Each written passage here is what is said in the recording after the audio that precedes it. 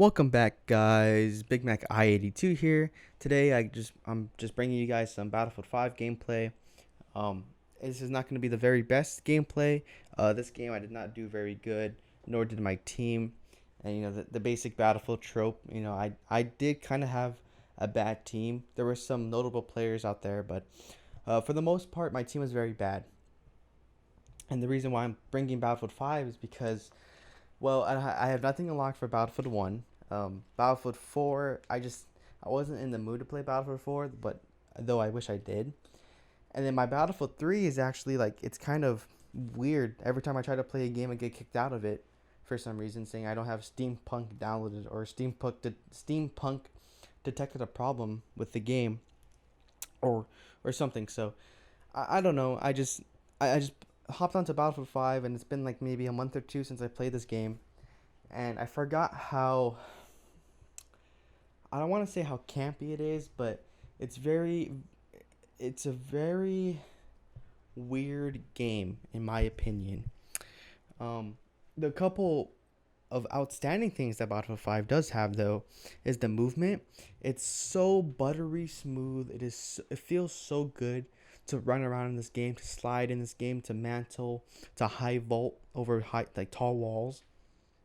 It's a fun thing to do, and that's one of the positive things that Battlefield 5 did bring to the Battlefield series, is the movement. And this is like the best movement we've had in any Battlefield game.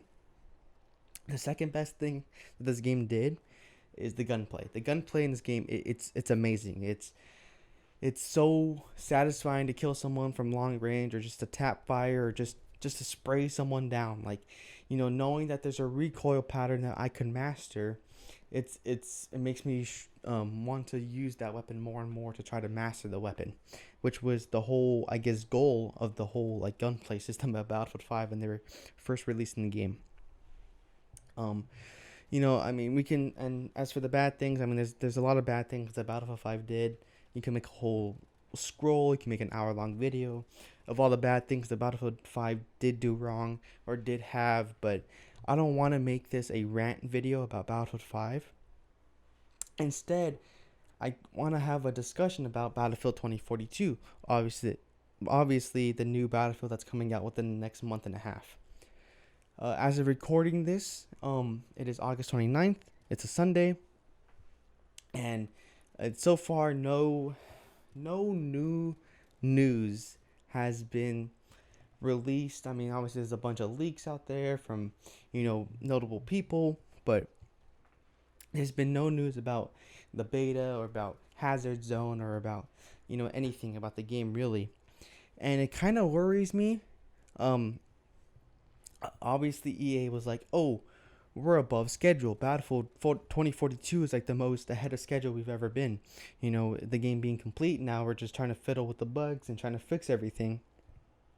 But knowing those type of companies, they usually just try to hype up themselves, and just to their investors, so the investors can trust them and say, okay, if they're moving above plan, then we can invest more time or more money into them. And that's usually how investment calls go. They try to sell everything to the investors, because the investors are there so they can obviously invest money into the company. But besides that, not hearing anything official, at least not hearing any official news about Battlefield 2042 has me a little worried. Maybe DICE fell a little bit behind schedule. Maybe they were never ahead of schedule, and were always behind, but EA wanted to just say, like, F it, we're above schedule, so give us your money. That is always a possibility. um but not hearing anything about a beta. Hopefully some beta news comes out this week, because I mean, September is literally next week. The game releases in October 22nd, I think. And I mean, the fact is that DICE has not said anything. Again, it scares me, but hopefully the beta and any sort of beta news is coming out within the next week or two. um and obviously, everyone is very excited about the beta. I think the main reason for that excitement has to do with the leaked gameplay. Now, there's been a ton and a ton and a ton of leaked gameplay.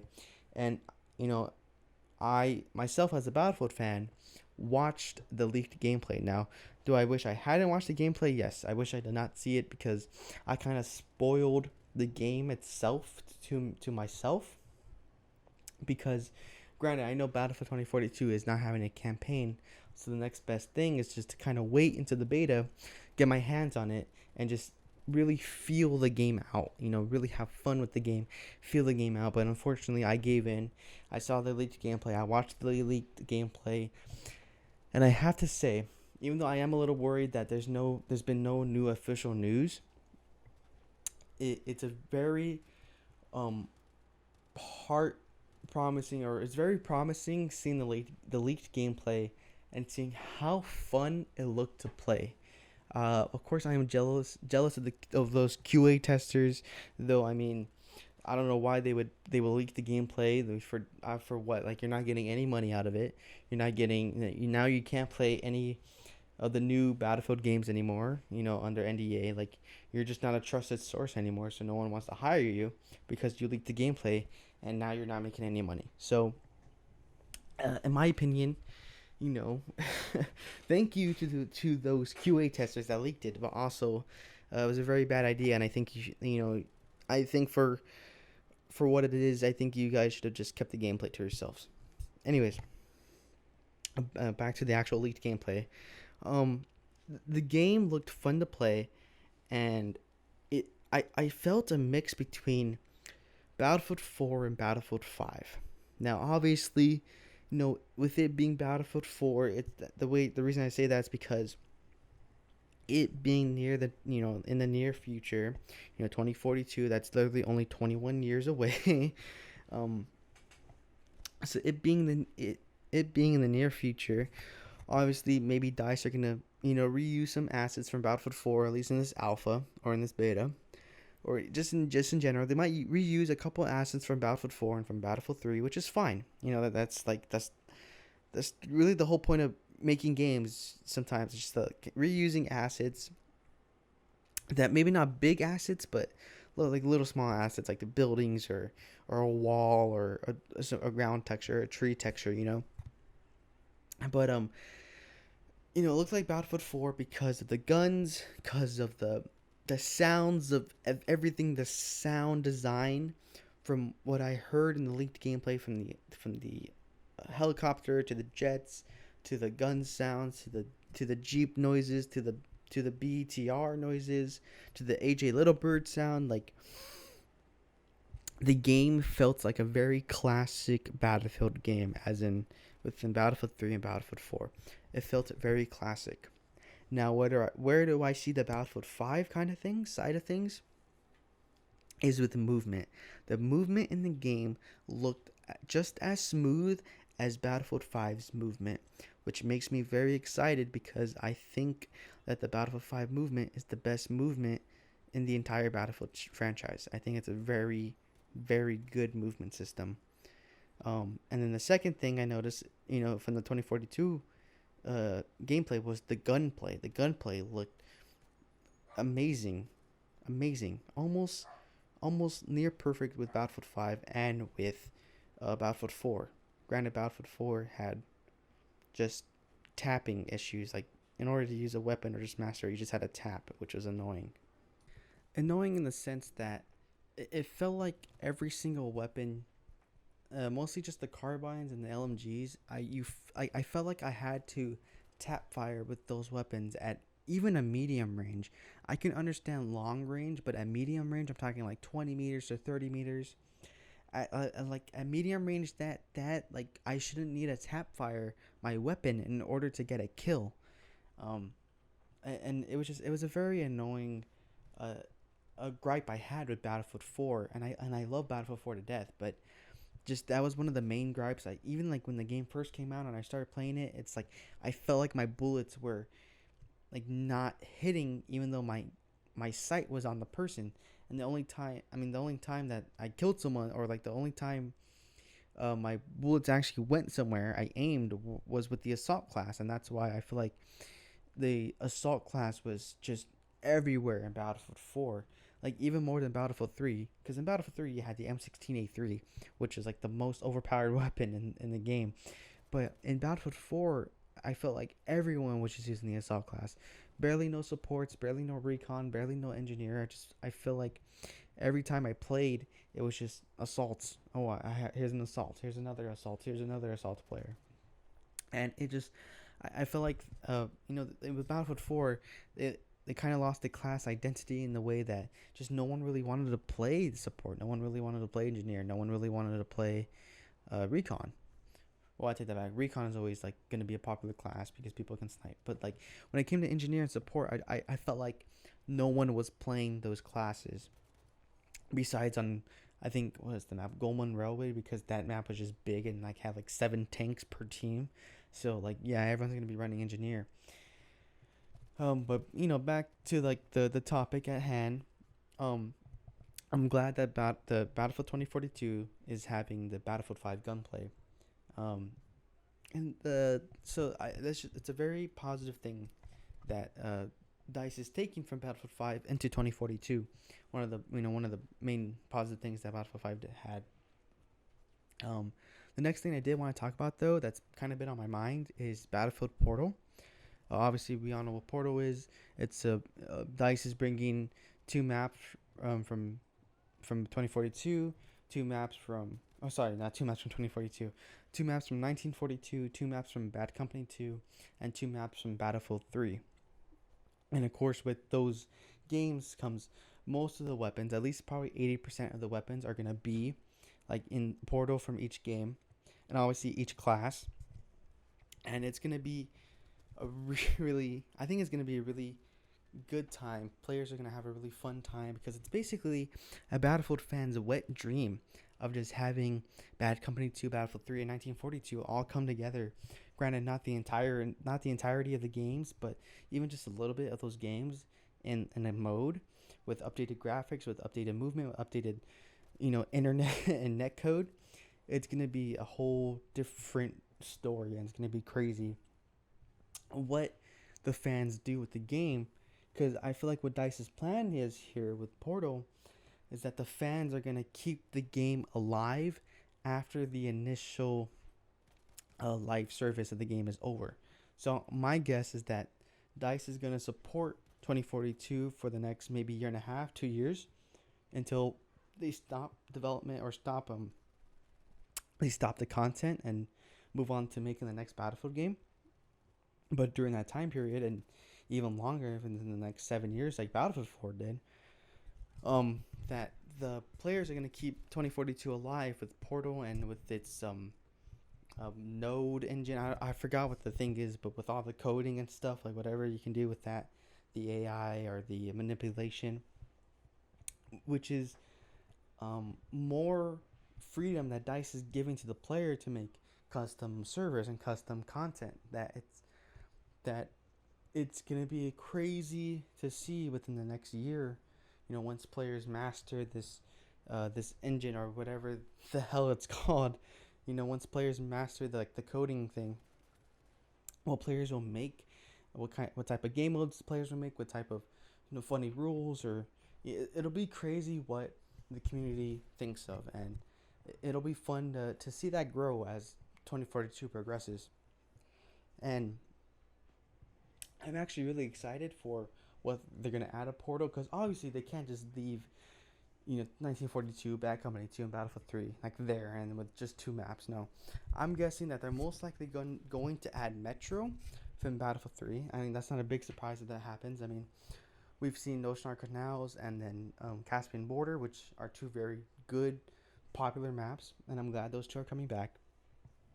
If they were to ever bring Battlefield 4 into Portal, my guess is that they will most definitely be bringing Siege of Shanghai, and probably, I would say the next map is Operation Locker. Just why not add another meat grinder map into Battlefield Portal? You have Operation Locker, and then now you have Operation Metro, or sorry, vice versa. So that's my guess for Battlefield 4. Now, when it comes to Battlefield 1, and my mind is like racing with the ideas with Battlefield 1. I can see someone or myself making a 64 versus 64 on like St. Quentin Scar with just using bolt action rifles. Like, oh my gosh, that'd be so crazy. Like in the trenches and stuff, like with smoke and mustard gas and artillery. Like it'll be crazy what people think of. But back to what I was saying about Battlefield 1. If Battlefield 1 were to come to Portal, my guess of the maps would be probably most likely St. Quentin Scar. I believe that St. Quentin Scar is the best map Battlefield has or Dice has ever made. It's just something about the map is so good, so balanced. Like I feel like I'm always fighting somewhere, whereas some of the like other Battlefield maps, you go to a flag, no one's there. You go to another flag, no one's there. You go to another flag, no one's there. But I feel like in St. Quentin Scar, I feel like every flag you go to, there's always a fight somewhere. I think that's in general, just for Battlefield 1. The Battlefield 1 conquest system, even though it wasn't the normal one, I feel like the maps were so well designed that there's always a fight at every flag you go to. Every flag. Not just the two middle ones, not just the one middle one. I feel like every flag I went to in Battlefield 1, there was always a fight for that flag. And I'm glad I felt like that because, maybe besides the two gimme flags, but other than that, it's like, you got the 3 main flags, the 4 main flags, sometimes the 5 main flags, and there's always a fight at each flag. And I'm so glad that Battlefield 1 was like that. So I think the most famous, at least map, the most popular in Battlefield 1 is definitely St. Quentin Scar. And then after that, I mean, if people want another meat grinder map, they can add in Argonne Forest. If people want like a big map, they can add in Sinai Desert. I think Sinai Desert would be a good addition. If they want like a British map, I think they can add in Amiens. Amiens was a fun map, even though it was so tight quarters. Like I can imagine what's gonna happen if they do add in Amiens from Battlefield 1. But yeah, like Battlefield 1's conquest system, even though it wasn't the same, I feel like every map they designed worked well with conquest, worked well with operations. I feel like every single flag I went to, there was always a fight somewhere. There was always a flag there was always a fight in the radius of the flag, and I never had downtime in Battlefield 1, which is actually a good thing. I don't want downtime. The only time I want downtime is when I'm moving from flag to flag or when I'm dead. But I think that's enough for Battlefield 1. If they ever decide to add in Battlefield 5 into Portal, which I highly doubt they won't, but if they do, there's a slight chance they will. I believe that the map that they will add is Twisted Steel. I think everyone liked Twisted Steel, just wish it was a bit bigger. I wish Twisted Steel was a little bit bigger of a map. I felt like it was a little bit too small. I just, for the scale it seemed to have, I wish it was bigger. Like the bridge, the big ass bridge in the middle of the map, it made the map feels so much bigger than it actually is. And if they ever do add in Battlefield 5 into Portal, I want them to remake Twisted Steel with a bigger player count, and obviously just make the map just a little bit bigger. Add in like 2 more points, add in 3 more points or something somewhere. Because like I said, like playing Twisted Steel, you feel like you're on such a huge ass map, but you're not. It feels very confined in the boundaries. So I hope that they bring back Twisted Steel if they ever do have Battlefield 5 into Portal. And then I guess the second map, definitely not Hamada. Hamada can go suck it. Oras, maybe. Oras is a very nice map to look at, but other than that, there's not really much to this map. So maybe not Oras. If maybe Rotterdam or Devastation, those maps are pretty popular. Since these maps are free, they can add in Iwo Jima with 64 players on each team. Imagine Iwo Jima, 128 players. That'd be crazy. like extend the beach line more. So you add in more ships, or you can add in more boats if you just extend the beach line more and add in a little bit more sectors. Oh my gosh! And imagine trying to fight for that last flag. I know everyone dogs on the last sector of like Iwo Jima on Breakthrough, but like fighting for that hilltop is it's just so fun to do. And I know I said I hate meat grinder type maps, but Iwo Jima is not a meat grinder map. It's just that one sector is a meat grinder up there. But it's a lot of fun to fight for that point or defend that point, and knowing that the famous image of the soldiers raising their flag on that hilltop is just, it's so crazy to think about. But yeah, I would want them to remake Toast of Steel and Iwo Jima if they ever do add in Battlefield 5 into Portal. But yeah, guys, I'm nearing the end of this little video slash rant. So I hope you guys enjoyed my little tangent. Please like and subscribe, and I'll see y'all later. Have a good one. Peace.